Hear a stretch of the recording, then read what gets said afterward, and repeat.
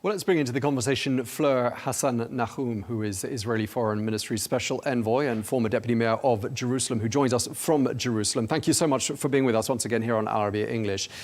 We've just been speaking to a senior representative from the International Rescue Committee who joined us from Gaza City, where he described a catastrophic level of hunger. He said there's 100% dependency on aid amongst Gaza's population. He described it nothing short of a catastrophe. I mean, what's your reaction when you see the pictures that we've all been seeing in the world news of starving men, women and children there in Gaza? Well, firstly, it's a very tragic situation, but we have to understand why this is happening. The reason why there are starving people, if in fact the numbers are what they're claimed to be, is simply because Hamas steal the aid. Now, you could argue as to whether they steal 50% of it or 70% of it or 90% of it, but there's plenty of evidence to tell us all that Hamas is stealing the aid, that they've been stealing the aid for a year and a half, and that somehow they still have enough food to take down into their tunnels and to keep fighting. Somehow that food doesn't get to the hostages who come out looking completely emaciated like Holocaust survivors. And so the problem that Israel's been trying to solve, the dilemma that Israel has, is that all the aid that's been going in, and it's been over 1 million tons of aid since the beginning of the war that, as you know, we didn't start. The question is, if this aid is being used by Hamas in order to keep funding their terrorist activities, in order to keep funding, paying for their soldiers, then all Israel is doing is perpetuating the war against us and the misery of the Gazans. And this is why the Americans are trying to help us find an alternative solution so that the aid goes into the hands of the innocent people and not into the hands of the terrorists. Right, we've just been looking at some of the pictures of how that's been working out, and it's a scene of total desperation and chaos. And as you say, it's tragic. But your logic, help us understand this. You're saying that Hamas is stealing the food, so let's blockade Gaza for 11 weeks so that no food whatsoever gets in. I mean, they'll have nothing to steal, but then children will have nothing to eat, will they?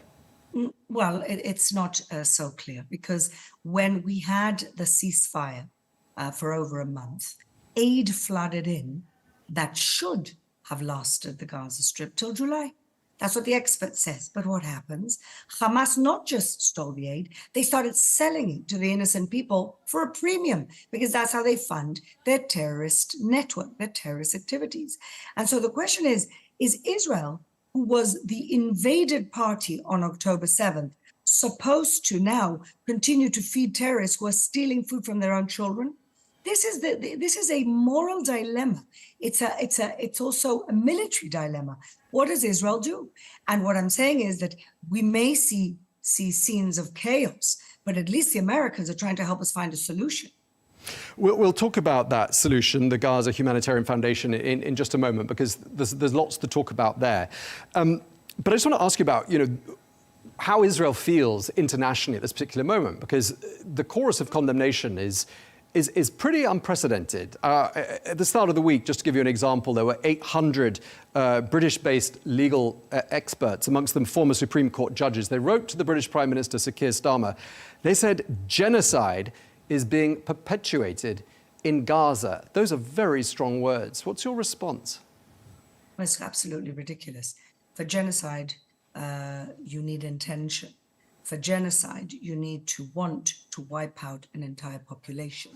If Israel is committing genocide or had the intention to commit genocide, why did we vaccinate hundreds and thousands of Gazan children with polio? Does that sound like a country that wants to commit genocide onto another people? It's absolutely ridiculous. But why give them vaccinations if we're looking... Even in humanitarian law, there are solutions, and also there are precedents for sieges when it means that the military establishment, or the terrorist establishment in this case of that place, will end.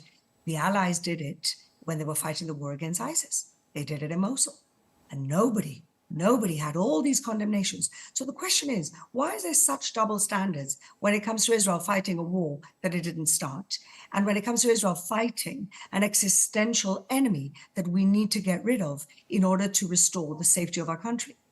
Yeah, but Israel's had 600 days to do that, and you have an advanced Yes, and we've also army. had 600, and Hamas has had 600 days to release the hostages that are still there. Why are they still keeping the hostages? If they want an end to this, why don't they just return the hostages? Well, if you know, doesn't Israel want to hold the moral high ground here?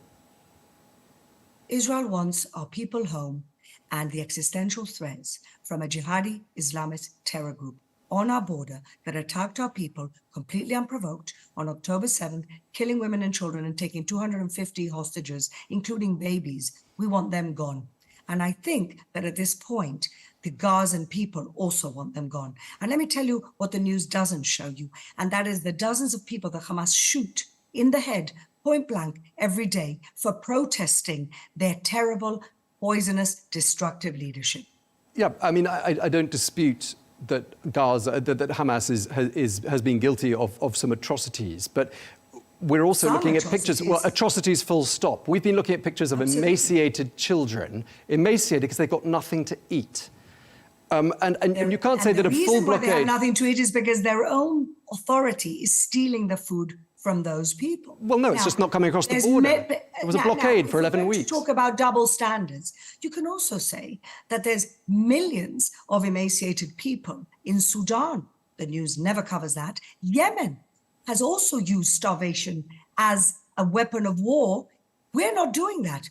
We're letting everything in, but Hamas is stealing the aid.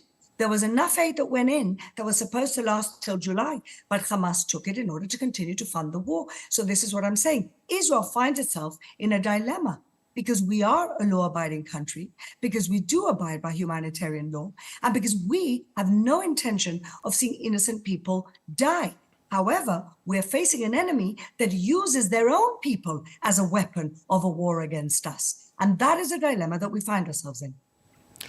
It's not just those British judges that I mentioned at the beginning. Italy, a longtime ally of Israel, is calling what's happening in Gaza completely unacceptable, saying it must stop immediately. The EU and the UK talking about revisiting trade agreements with Israel, talking about sanctions and bans on Israeli ministers from traveling. I mean, this is very serious stuff. And the new German Chancellor, Friedrich Merz, saying, quote, a very long-standing ally of Israel, no longer understands Israel's objectives in Gaza. I mean, 600 days on, what has Israel achieved?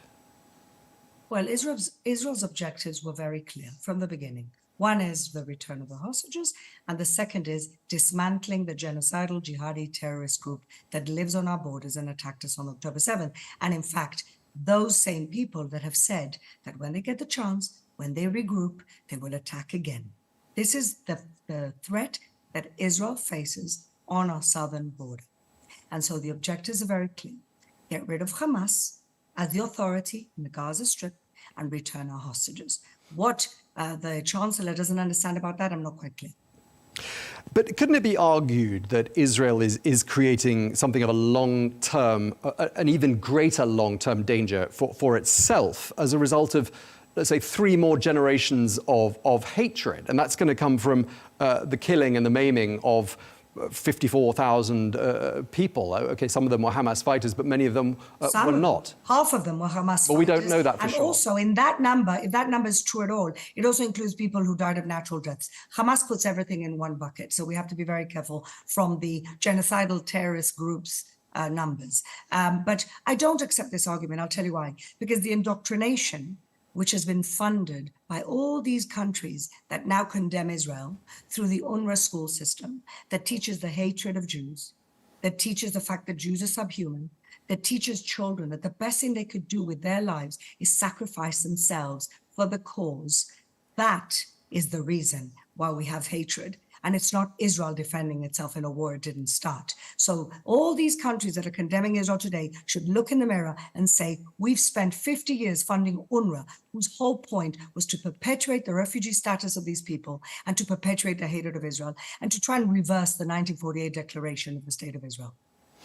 Well, I was going to suggest we played a clip of Philippe Lazzarini next, because he's been one of the people who's been critical of this new Gaza humanitarian foundation. It's a shame that Philippe Lazzarini doesn't look into the mirror himself and admits that he employed terrorists who took part in October 7th. Let's take a listen to what he says about the GHF. The model of aid distribution proposed by Israel does not align with core humanitarian principles. It will deprive large part of Gaza, the highly vulnerable people, of desperately needed assistance. We have seen yesterday the shocking images of hungry people pushing against fences, desperate for food. It was chaotic, undignified, and unsafe. I believe it is a waste of resources and a distraction from atrocities. Okay, so Philippe Lazzarini there, critical of the Gaza Humanitarian Foundation, saying that aid should be distributed neutrally. I mean, some aid organizations have expressed grave discomfort as well with this, saying that it violates humanitarian principles. What are your thoughts? Well, I would be happy to ask Mr. Lazzarini if he thinks employing terrorists and if he thinks that terrorists hiding tunnels under his own facilities, and if he thinks that the hatred that they've been teaching all these years is also in line with humanitarian doctrine, humanitarian aid doctrine. I don't think so. I think Mr. Lazzarini, before he opens his mouth, has to take a good look in the mirror. Some of the hostages' families have been extremely vocal. Since we talked about hostages, let's bring them into the conversation. They say that, in fact, Israel's actions in Gaza are endangering the hostages. What do you say to them? Look, I don't judge the parents or the family members of hostages. Of course, they're worried about their loved ones. It's been 600 days. So I'm not going to say whether they have a right to be concerned or not be concerned, because I'm in not the position that they are. But, you know, we still don't know whether military pressure is what actually gets Hamas to the deal. I believe it does. I believe that the last two deals that have been done to get the hostages out was as a result of military as well as diplomatic pressure that got Hamas to actually agree to the deal, or whether it endangers them. Like I said, I'm not them, I'm not in their position, and I'm certainly not going to judge their opinions on this. In the context of considerable criticism, as we've been talking about from governments around the world, I mean, do you think Israel is considering something of a tactical shift in Gaza? Again, the objectives were clear. I don't think any normal country, just pick any country, especially in the Middle East, with a border like the border that was broken through on October 7th, and with an enemy that keeps saying they're going to continue to kill you, I don't think any other country would have done anything different. And in fact, I think Israel has done pretty well in terms of its laws of wars and in terms of its humanitarian laws, the way that we've shifted population in order to avoid killing. And when you actually look at the net results, even if you take Hamas's numbers and you take out all the terrorists that were killed, which is 1-to-1, there is no other in the history of modern warfare, any other proportionally lower casualties that in this war. And the fact that it's been pushed out of proportion, and the fact that there's an obsession with reporting about this war instead of reporting about other tragedies going on, including starvation in places like Sudan, to me, simply attests to a double standard that only Israel has to face in the world. Do you think the expulsion of Palestinians from Gaza is part of the Israeli government's plan? Well, I don't think expulsion, but why is it the only war that people are not allowing refugees to leave? Why is the West intent on keeping the innocent people of Gaza in harm's way? When we had the Syrian civil war, in which Assad killed 500,000 people, never saw so many condemnations as we see right now of him. There's millions of Syrian refugees all across the world. Why is nobody putting any pressure on Egypt to open their borders and help out in this crisis, when they were really part of the problem, because a lot of the tunnels of the weapons that were smuggled into Gaza was coming in from Egypt. And so the fact that Egypt is not even in this conversation, the fact that Egypt could open its borders and relieve the humanitarian crisis, as well as relieve the refugee crisis for many innocent families, just tells you everything you need to know. Well, I think the concern is that people, once they've left Gaza, won't be able to come back. I think. Well, why not? Is anybody concerned about Syrians not coming home now that there's a new government? Well, they are. Well, then when there's a new government in Gaza, those people should be, in my opinion, allowed to come back. Okay, well, we'll have to see what happens. I mean, what would a successful end to all of this look like? This is my last question. What do you think, as far as the Israeli government is concerned, what would a successful end to the situation in Gaza look like? You know, we're a country, as you know, of freedom of speech, and we're a country of fierce debate. And that's part and parcel of being a free and liberal democracy here in Israel. So many people have different opinions. I don't think the government of Israel has one scenario in their head, but in my mind, in my opinion, I think there has to be some type of a regional arrangement with the moderate Sunni Arab countries, with the Emirates and perhaps Saudi Arabia, the countries that understand full well what the Muslim Brotherhood is, how poisonous it can be, those countries to come in and try and take this wonderful strip of land and turn it into something wonderful for the people, for the Gazans that live there. Israel would love nothing more than peace with our neighbors. Every single country that has wanted peace with us, we have made peace with them. We would love to see a prosperous Gaza living side by side with a prosperous Israel.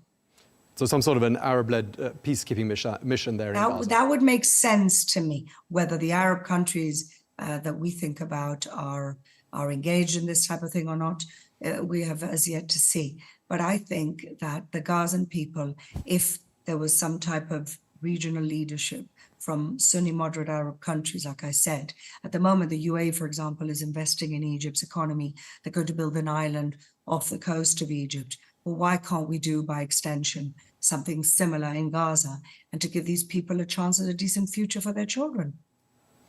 Okay, we're going to have to leave it there. Thank you very much indeed for taking the time to speak to us. Fleur, Hassan-Nahoum, thank you for your time. Thank you.